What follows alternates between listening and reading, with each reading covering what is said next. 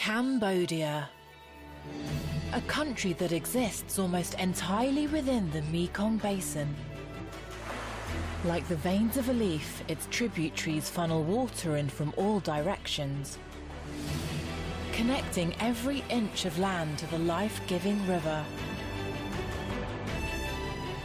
Here, the last remaining open forested plains of Southeast Asia shelter a bird so rare it was once thought extinct.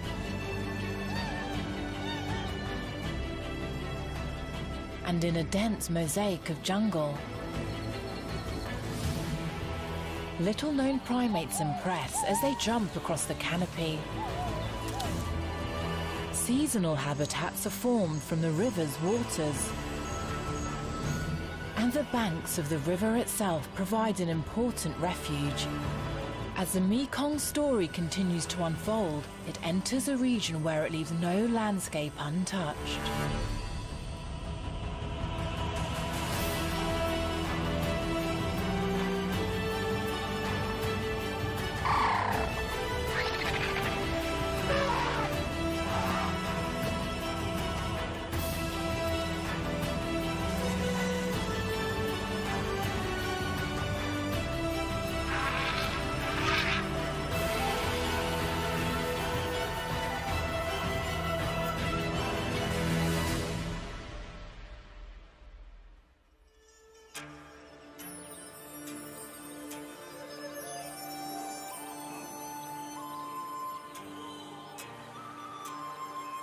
The Mekong enters Cambodia from the north,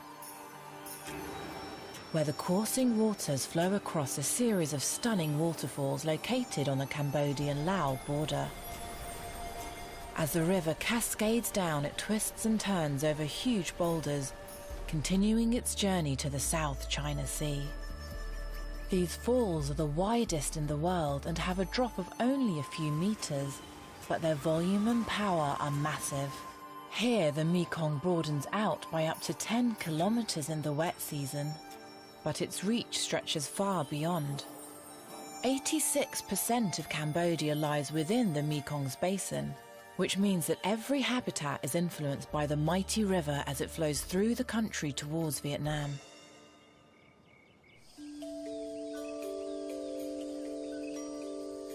It's dawn in Ratanakiri. This is the northeasternmost tip of Cambodia and a crowning jewel of the Mekong watershed. The area boasts one of the largest expanses of intact forest in Southeast Asia, spanning over 500 square kilometers. Even though it's the dry season, the forest is in full leaf. Evergreen trees in their millions tower to dizzy heights of over 40 meters.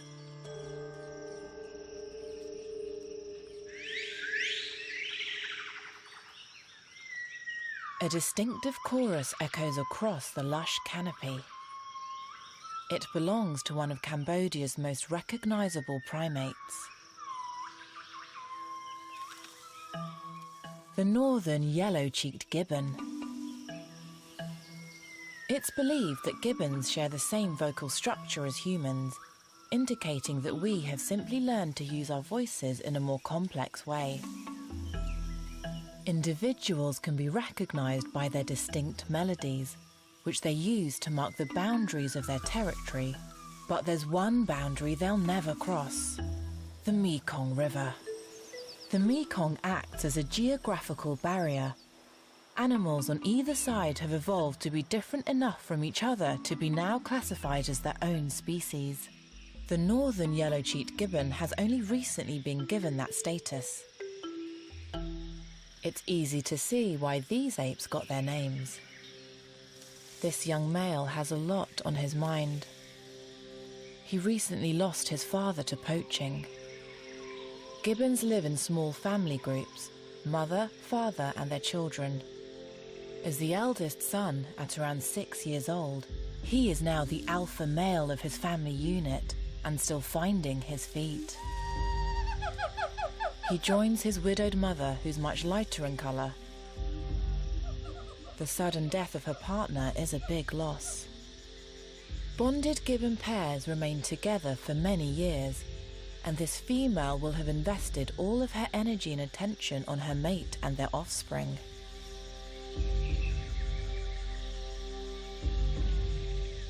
The once family of 5 is now a family of 4.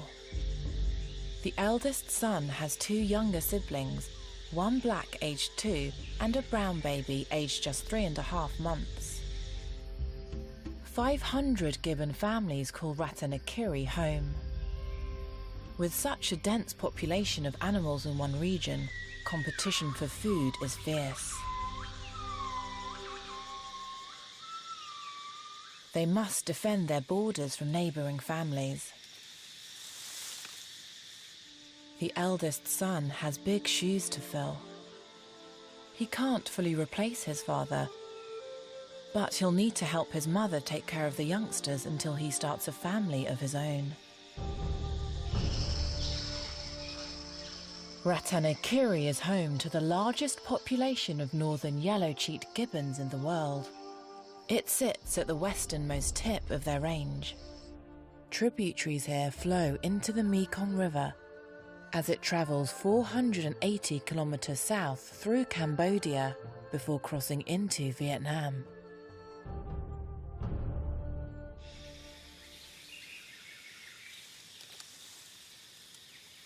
While the rest of the family sleeps, the eldest son circles them, checking for any signs of danger.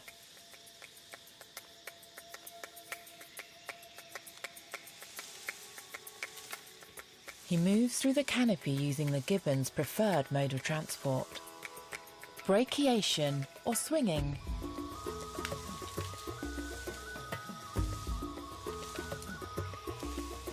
Gibbons are the ultimate swingers of the jungle. His long arms give him an impressive reach as he swings like a pendulum from branch to branch. He has a ball and socket joint not only in his shoulder but also in his wrist. This adaptation allows these joints to rotate a full 360 degrees, meaning he can move in many different directions. His hook-like hands have very long, strong finger flexor muscles, enabling him to hang for hours from the branches.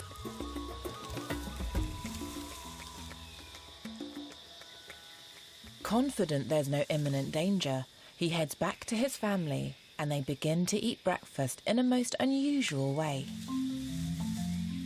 Gibbons feed whilst hanging. A primate that sits on a branch to eat must reach and pull food towards itself. One that's hanging is already using its weight to pull the branch down, which makes reaching for the food easier. This morning's meal is a soft, pulpy fruit, always their first choice if available. Fruit provides energy-rich nutrition for the apes, and by eating it, they in turn help to regenerate the forest. By eating the fruit in one location and then travelling to another before the undigested seeds pass through their gut, the gibbons help to disperse the plants. But their diet isn't restricted to fruit. They can switch to flowers and leaves and even change which specific parts of the plant they eat depending on what's available. Selective feeding like this means they can fulfill all their nutritional needs within their territory, no matter what the season. This baby is bored of hanging with mum while she feeds.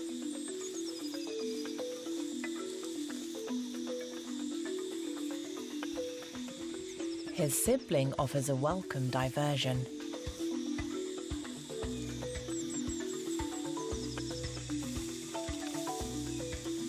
It's not just about having fun. Play is the gateway to exploration, creativity, and learning. A playing brain is a growing brain. But not everybody's impressed with the commotion.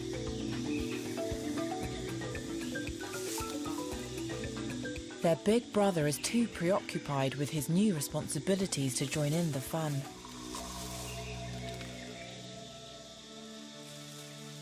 He ensures the youngsters never stray too far away.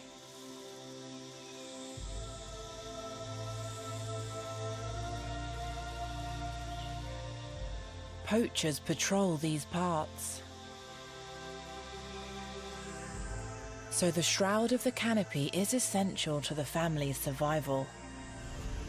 For now, the young male and his family will keep hidden in the protective green foliage of this forest refuge.